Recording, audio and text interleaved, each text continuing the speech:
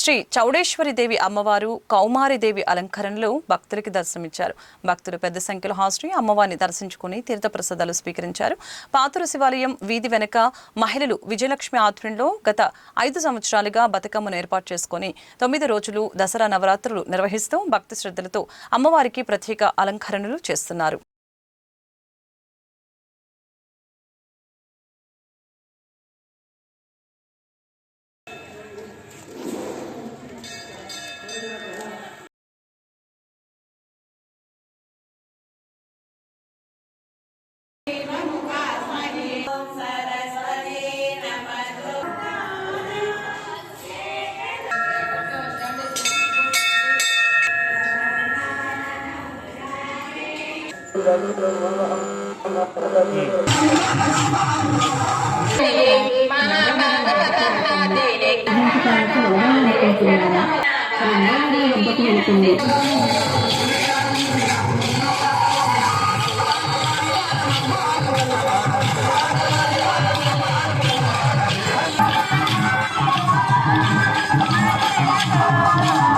నా పేరు భువనేశ్వరి.